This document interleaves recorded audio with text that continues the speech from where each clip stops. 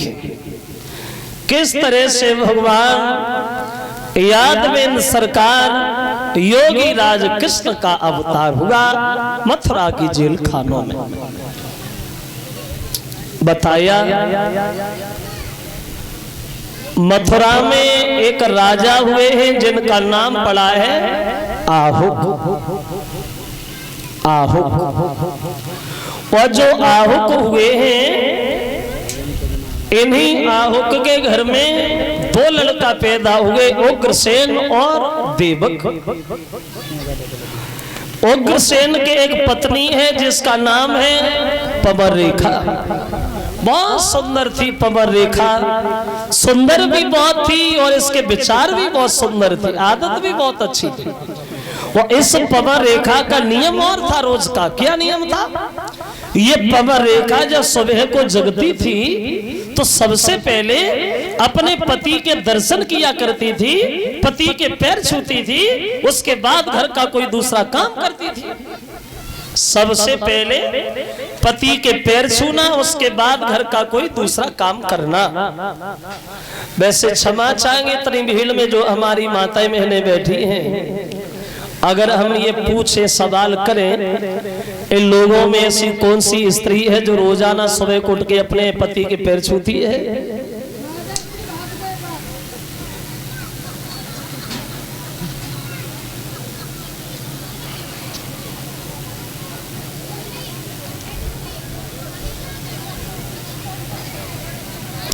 चलो सबई छूती है।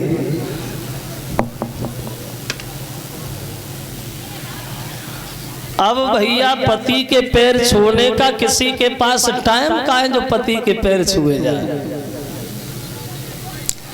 इधर जई नहीं मालूम पड़ी सुज मुदे या नाय मुदे ता से पहले ही सोई गई।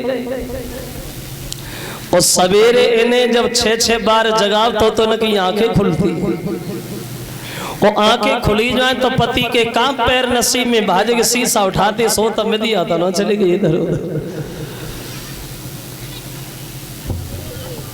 अंतर आ गया। पहले की पत्नियां अपने पति को बहुत चाहती थी, अपने पति से बहुत प्रेम करती थी, मतलब थी पहले भूतकाल में, अब नहीं है। और ऐसा भी नहीं है कि आजकल स्त्री अपने पति को ना चाहती हो, चाहती तो है लेकिन अब मानती है थोड़े समय तक के, कब तक के, तब तक के, जब तक के। आज की स्त्री को दो चीजें पति में दिखाई देती तो तक खूब मानती। कौन सी? शरीर में ताकत और जेब में पैसा। तब तक बिना मांगे रोटी तैयार, बिना मांगे पानी तैयार। कब तक? जब तक जेब थोड़ी उचकी उचकी सी रहते तब तक। एक कवि कहता है अरे नारी प्रेम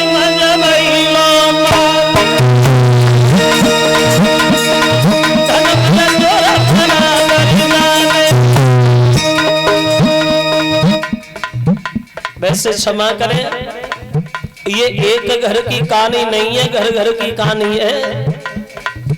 देखा होगा आप लोगों ने कभी, अगर ना देखा हो तो अब अजवाय जरूर करना। तुम बाहर से आओ, पैसा पैदा करके लाओ, घरे घुसो तो अम्मा तो मुंह की ओरी देखते, बहू जेब की ओरी देखते, फर्क तो ही है। संजा को पैर दबा दीजिए, अपने मन की काती ने देखो तो इतने दिन बाद आए, हमारे कुंडल कब के टूटे डरे कब मनवाए।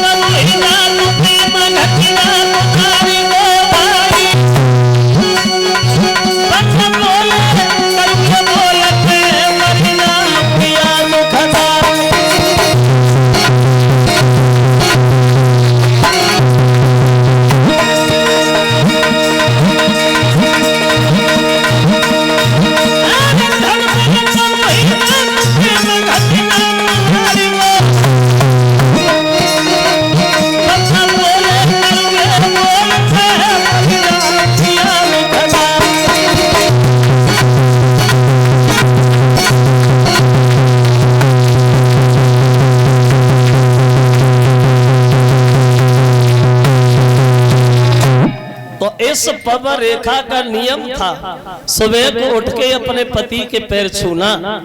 और इन्हीं उग्रसेन के घर में इनके एक लड़का था जिसका नाम था कंस। और ये कंस उग्रसेन से पैदा नहीं हुआ था, एक दुर्मिल नाम के राक्षस से पैदा हुआ था।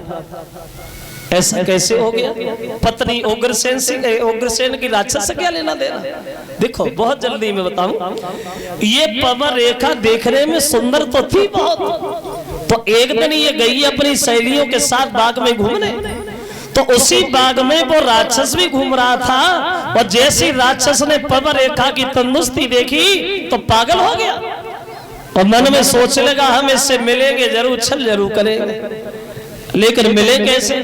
पतिव्रता है, और पतिव्रता के शरीर से हाथ लगाना ये कोई तितली के पंख तोड़ना नहीं है, बिना मतलब में अपनी मौत को दावत देनी है। लेकिन उसके रूप में इतना आसक्त हो गया, इतना अंधा हो गया, जो उसे दिखाई नहीं दे रहा कि मेरा जीना या मरना है। और दोष भी नहीं उसका। क्यों? कौआ अंधो रात में और दिन में उल्लू होए, ओ कामी अंधो रात दिन भाई दिखा तो ना कोई। उसके रूप में इतना पागल हो गया जो उसे जीना मरना नहीं दिखाई दे रहा। उसे ये नहीं पता कि दूसरे की औरत है। और उसने पव रेखा से मिलने के लिए अपनी माया दिखाई, आंधी तूफान मचाना शुरू कर दिया। पव रेखा की सारी सहेलियां बिछड़ गई, अकेली पव रेखा रह गई, कोई नहीं दिखाई दे रहा, चारों तरफ धूल ही धूल है। तो राक्षस ने मौका पाकर के उनके पति का ही भेष बना लिया और उग्रसेन का रूप बना करके सामने जाके खड़ा हो गया और बोले पव रेखा रो नहीं, तुम्हारा पति जब तुम्हारे साथ है फिर डरने की क्या बात है कि आज बढ़िया मुलाकात है।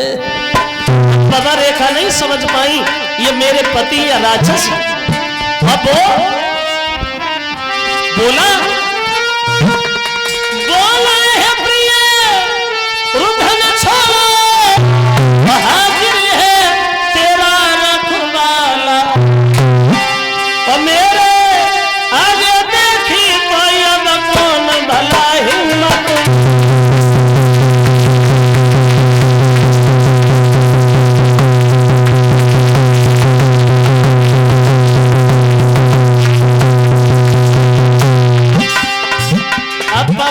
पहचान नहीं पा रही है मेरे पति या राक्षस है। मौका पाकर के राक्षस ने धोखा से बानी चली कियो सती सम, और प्रकट है गयो अंत में वो पापी को सही।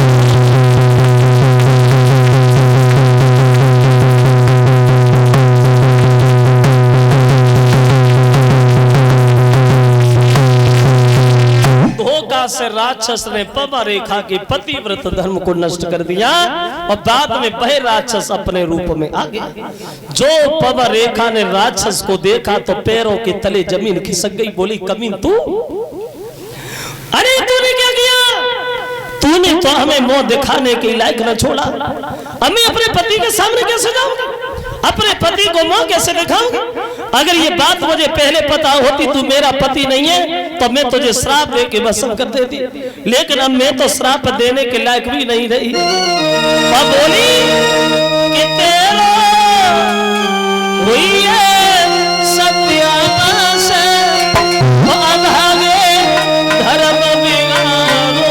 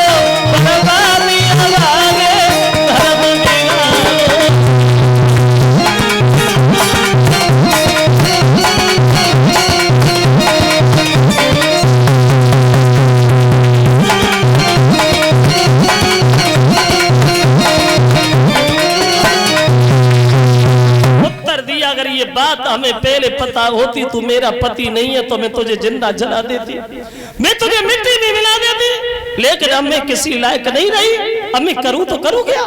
तो राक्षस बोला पवरेखा रो नहीं भैया, जो होना था वो तो हो गया। अगर तुम्हें दुख है, तकलीफ है, तो एक हमारी बात सुनो पवरेखा, अभी तक तुम्हारे कोई लड़का नहीं हुआ था।